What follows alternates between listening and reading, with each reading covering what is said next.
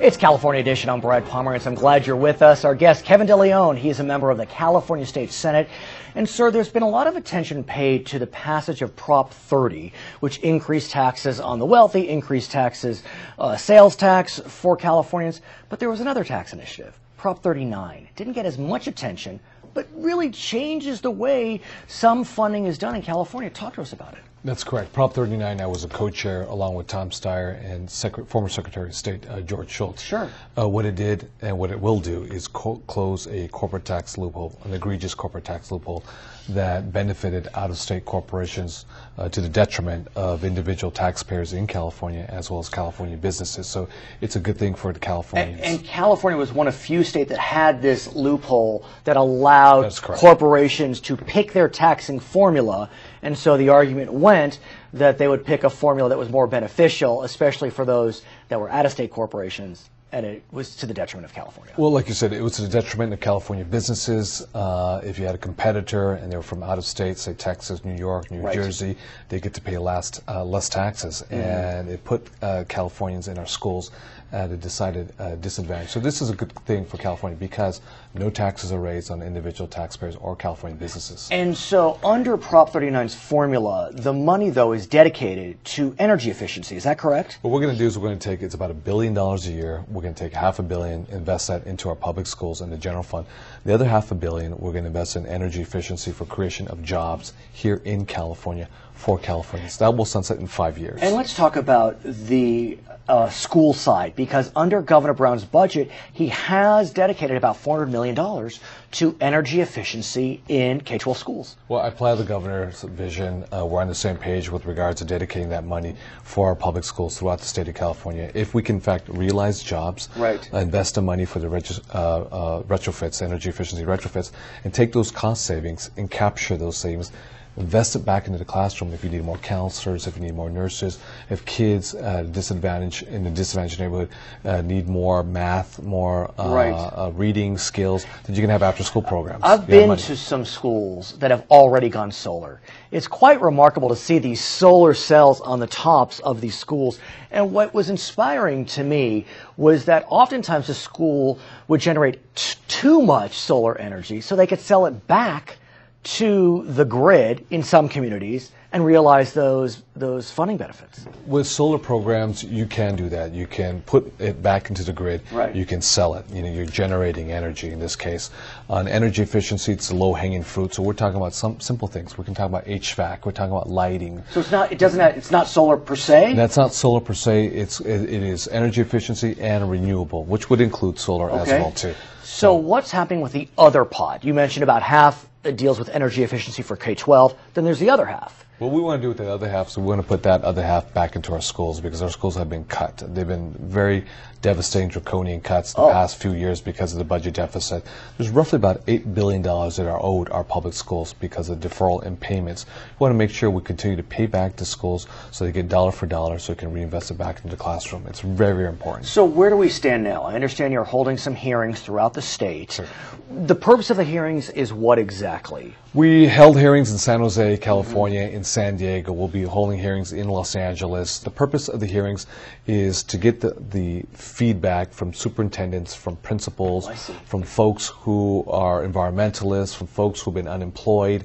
We want to get everyone's perspective because we want to make sure that we spend the money wisely and intelligently. I think that there is discretion. There is discretion. We have an amazing opportunity to restore a modicum of faith in the taxpayers in government. We want to make sure that we have this amount of money and we invest it wisely and we actually realize real jobs. So we know, as we said, Prop 39 passed, gives $1 billion to the state focused on energy programs, education. Prop 30, that money is dedicated in large part also to education. Are we clear that those dollars will go to education? Because by design, there was no lockbox put on Prop 30. The governor campaigned up and down the state of California and staked out his reputation on the passage of Prop 30. I have all faith in the governor. We'll work with him in a partnership to make sure that those dollars are spent, in fact, in our public schools. You know, he put a lot on the line. He put his credibility on the line to make sure we got Prop 30 passed. If Prop 30 did not pass, the state of our schools today would be probably the worst ever in the history of the state of California. I have to ask you a question just between us. I was sure Prop 30 would fail. I mean, I've said that on the air. What did you think? It was on the ropes. Yes. There's no doubt about it. I mean, Prop 30, to put this in context, please. The past, since 1992, we've had 22 attempts to pass revenue measures at the ballot box. 18 of them have failed. Only 5 of them. And the last one that passed was 2004. That is correct. And what I remember is there was a cigarette tax initiative on the June ballot. I mean, this is California, not North Carolina, and that failed. That failed just by But still, session, yeah. I mean, if we couldn't pass a cigarette tax, who would have thunk we'd pass with over 55% sales tax on everyone? So it sort of kind of breaks the stereotype that there's a lot of taxes that are increased in the state of California. You've only had 5 measures in the past 20 years that have actually have passed. Tobacco tax, the governor's Prop 30, and of course Prop 39. Let me ask you about taxes, because it was a good night for Democrats in November, especially in California. You now hold a 2/3 supermajority in the Senate, 2/3 supermajority in the Assembly. You rule the roost. I mean, you basically can do anything you want. Where do you go with this newfound power? And I don't say that pejoratively, but where do you go with these new supermajorities? I think that we want to be judicious, that we'll be restrained in how we approach, public policy that helps improve the human condition. Number one, we want to create jobs. We have to have economic growth, because that's the most organic way to create revenues that comes into the general funds to help fund schools, to help fund programs for senior citizens who have Alzheimer's. We have to create job growth in California. At the same time, we know that you have a lot of partners who helped you get to that 2/3 majority. And I'm sure those partners will say, now's the time, it's payback time. And again, not pejorative, it's payback time. We need your votes on restoring social service cuts, restoring money to education. The governor's budget, we didn't see a lot of restoration of dollars. We saw kind of a continued plan of austerity. Exactly. So how do you fight that off, if that's your goal? Well, I think what we have to do, again, is be judicious. We have to look at what grows revenue in California, job growth. So we want to create the conditions for job creation in the state of California. And for programs like education, higher education, we need to invest dollars, because those will be the job creators in the future. Those will be the individuals who create revenue in the future, who will help sustain the tax base in California. For example, your friends on the Republican side have proposed a bill, for example, that would freeze tuition at UC and CSU for 7 years. Feels good inside. Yes. Is that the approach? I think that we have to figure out, more creative ways. By freezing tuition, then you have to figure out how you're going to offset other cuts that the University of California may have to encounter. We want to freeze tuition. We want to make sure that college is affordable to all students, regardless of who they are and where they come from. But we have to be smart in how we go about doing it. And along those lines, how do you, or do you include your Republican colleagues in the general discussion? I think they're part of, but I think they're part of the discussion. Their perspective is important. We have a real diversity of opinion across the board, even among Democrats, and obviously as well as with Republicans. But I think everyone's voice should be heard. And so are you working today, for example, with there's only 11. There's only 11 Republican senators. I was speaking with Carol Liu a few weeks ago, State Senator Carol Liu, and she said she looked across the aisle. She thought, where are all the Republicans? Where'd they go? The world has changed dramatically in California. The demographics have changed dramatically. The Democrats are obviously in the driver's seat. We need to be fiscally responsible. We need to be fiscally responsible. At the same time, we need to grow our economy. But we have to invest in the future for job creation. That means investing in education. That means investing in technology that are going to create more jobs. That means investing in higher education. We got to make sure that these kids have a real opportunity to go to UCLA or Cal State LA or any other university in California. They're going to be job creators. His name is Kevin DeLeon. He's a member of the California State Senate. My name is Brad Pomerance. We'll be right back on California Edition.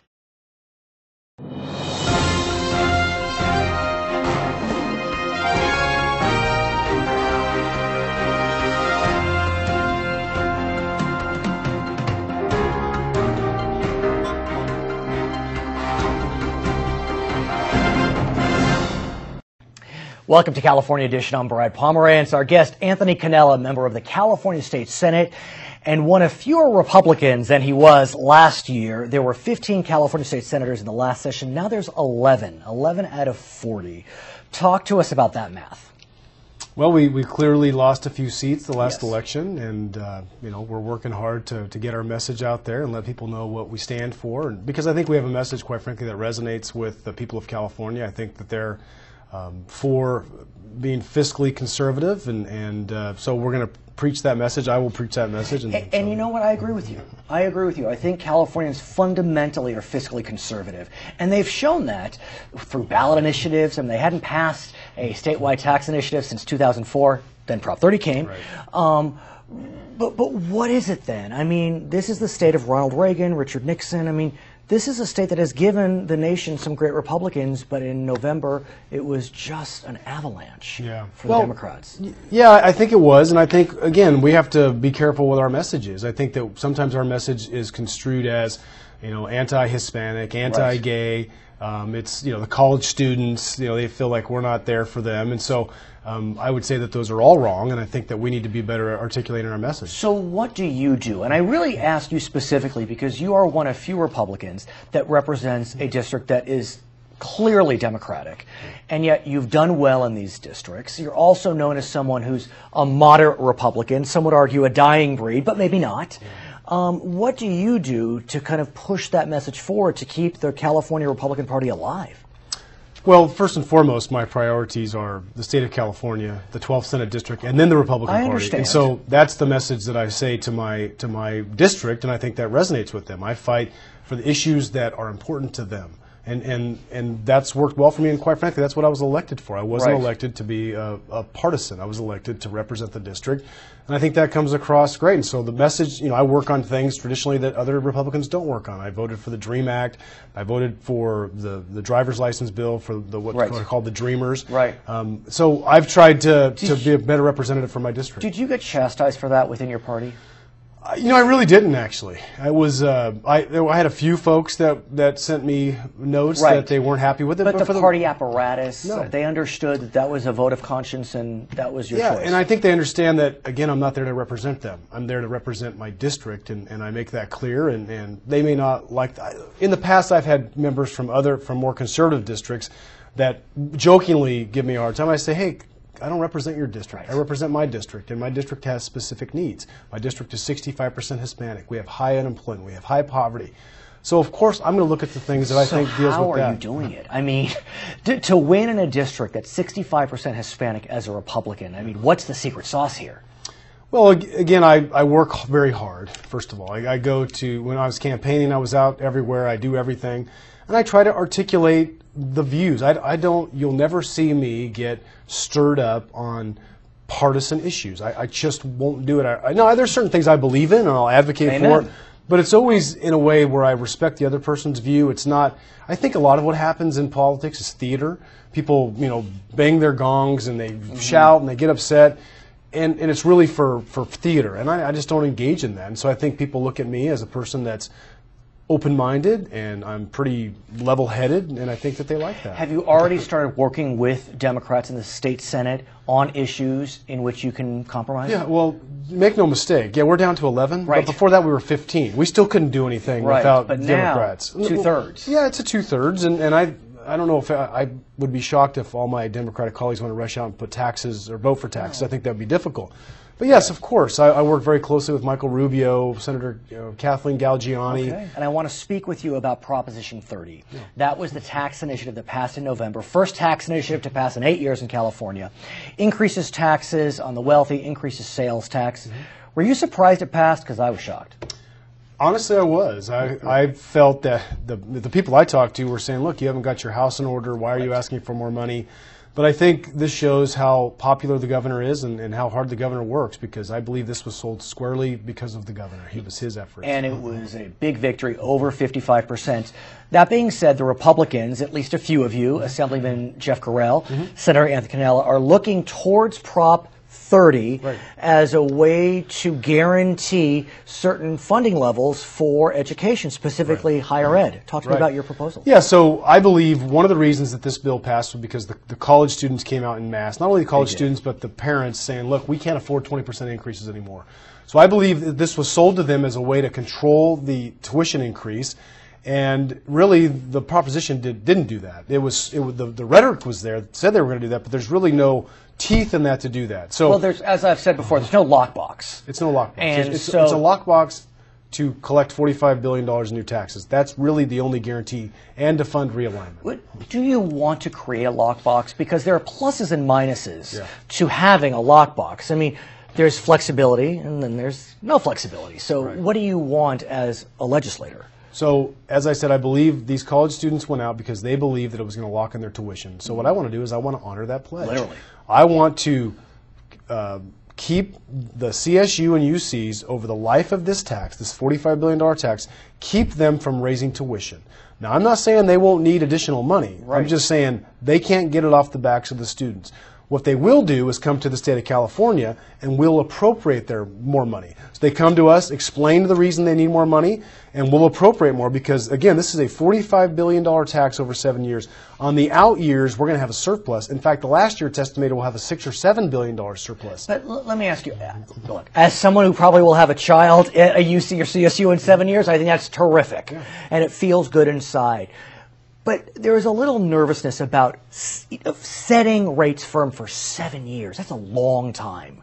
Is it? It'd be, I don't know. We're paying $45 billion in taxes over the next 7 years. So Californians are locked into more taxes for the next 7 years. What do your friends on the Democratic side say? Because, like I said, it does feel good. And it feels like, I mean, if a Democrat proposed this, I wouldn't be surprised. You know, it feels like it could be coming from the other side of the aisle. So have you spoken with your friends? I have. You know, I'm still working the bill, trying to get support, but they're intrigued by it because I believe most of the Democrats I serve with want to keep tuition in check. They represent middle-class Californians as well, and they understand they're getting priced out of college. When a kid starts school and it's one tuition, the next year there's a 20% increase. And devastating. Yeah, it's difficult. I can tell you as a parent, I have 4 children, and my wife and I started 529 plans for each one of them. So we estimated based on the tuition at the time with an inflationary index. Well, it's blown that out of the water, and so we're left with a potential scenario where we can't afford college for our kids. What if the actual bill sunsets sooner? Not 7 years, but let's say 4 years. Well,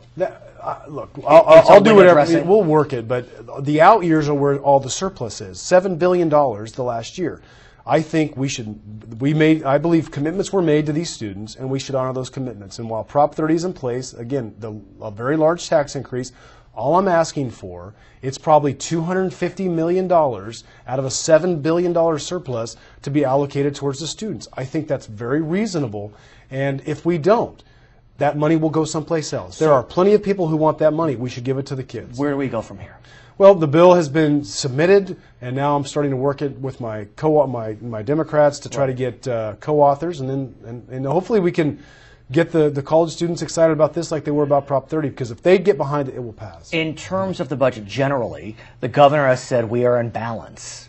Do you buy it? Are we in balance? Yeah. Well, I think so. I mean, I think. Are you shocked? Well, we just passed a $45 billion tax increase. But so are we in balance because of that, or in spite of that? No, I think we're in balance because of the tax increase. But we've got to be diligent. There will be some that want to get other programs up and running to use all the money. I'm telling you, if we don't lock in some of this money, some of this big surplus towards college tuition, it will be used for something else. We will never show a surplus because, there's just too many people that want to spend that money. So I think the bill's got a real chance, and we're going to work very hard to get it passed. His name is Anthony Cannella, member of the California State Senate. My name is Brad Pomerance. I thank the senator for joining us on California Edition.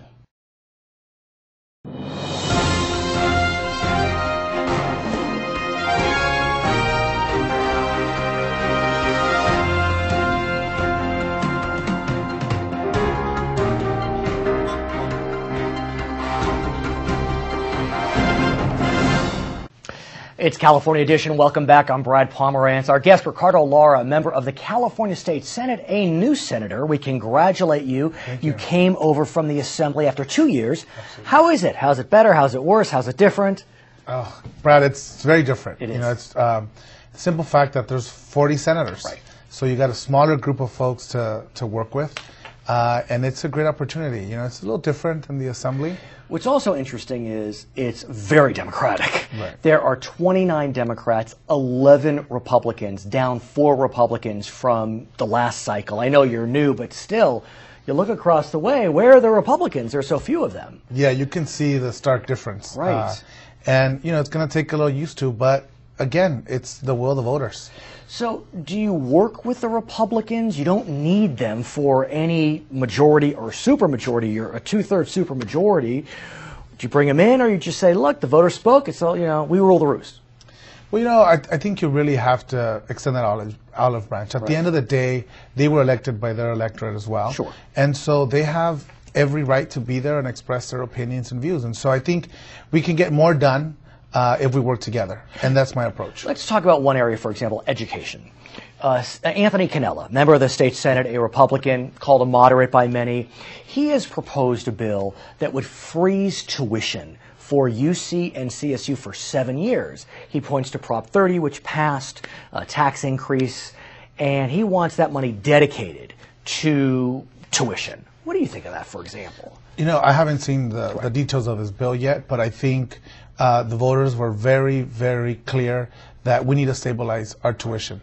And so whether it's this legislation or whether it's some other bill, we need to ensure to the voters that we stabilize our education, our higher education system, which includes, freezing tuition hikes.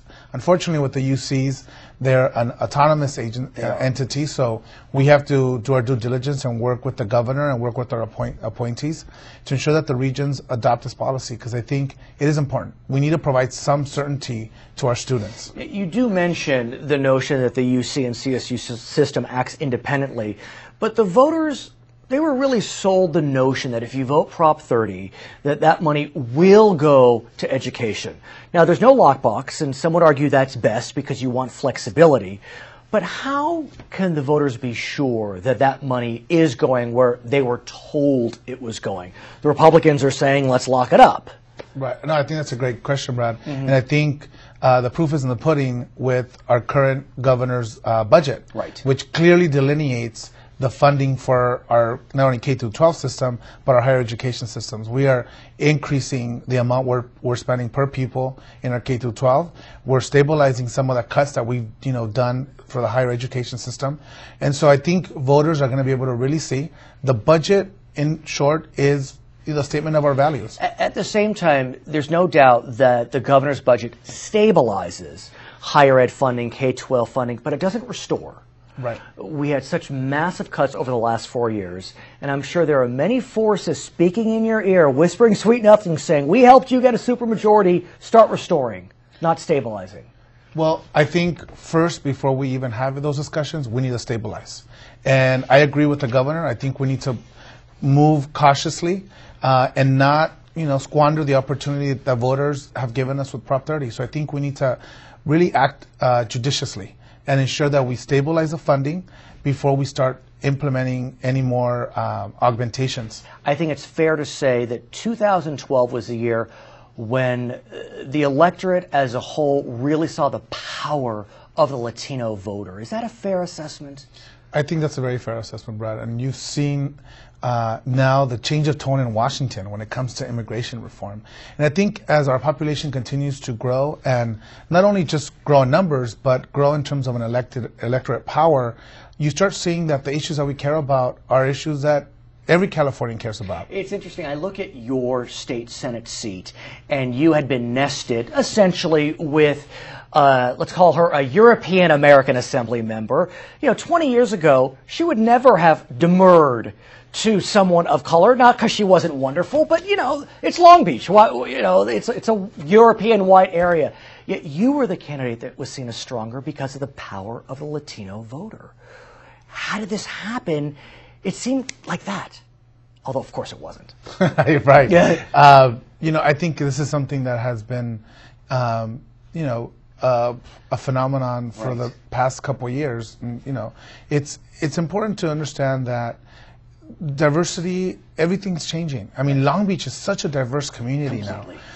And so to be able now to represent this diversity is a great honor for me, but also goes to the fact that, we've done our due diligence in terms of educating not only Latinos, but other ethnic groups about the importance of being civically engaged, civically minded, and voting. And what's interesting is there are seats that are, quote, white seats, and yet, for example, Chris Holt in the Assembly, an African American, represents a very, quote, white area. You know, he gets elected. I don't know if your seat is majority Latino. I don't think it is, but it's half. It's half. So, I mean, there is a change. We see a changing face of the voter and who they're willing and not willing to vote for. But what about ensuring the Democratic Party's strength with Latino voters? Because 70% for President Obama, but how do you maintain those large majorities as a Democrat yourself? Absolutely. I think, you know, the challenge now is ensuring that we talk about those issues that are important. You know, issues of, you know, the economy. How are we creating jobs for middle class families? Are we protecting students from, you know, to go to higher education and go to college? These are important issues not only to Latinos but to everybody. And as we continue, I mean, California, we're the most diverse state in the union, and so people are, you know, opening up to now not only necessarily saying that they're going to vote for, per se, a white candidate, a black candidate, Latino candidate. They're going to look for the candidate that they feel best represents their values. But at the same time, and there's no doubt the Republicans in California have woken up. I mean, you see the minority leader on the Assembly side, Connie Conway, doing some outreach specifically to Latino communities. I mean, it's going to get competitive at some point. And so what is the party doing specifically to solidify gains? Well, I think we got to continue, first of all, in ensuring that the party looks like California and that the party leadership, especially the party leadership, starts to look more like California. And it's something that at the Latino caucus level we've been talking about for years. It's great to include Latinos in your program and have a specific program for Latinos, but until Latinos are actually part of the party and are making key decisions. The speaker. Exactly. I was about to put a plug into a great speaker who is that figurehead. And Republicans need to do the same. You see that, you know, the majority of that party leadership doesn't look like California. So they have to do their soul searching. I mean, I've said that before. In fact, I was speaking with Kurt Hagman, one of your former colleagues, and I said to him, I said, the Republican members of the legislature look like me.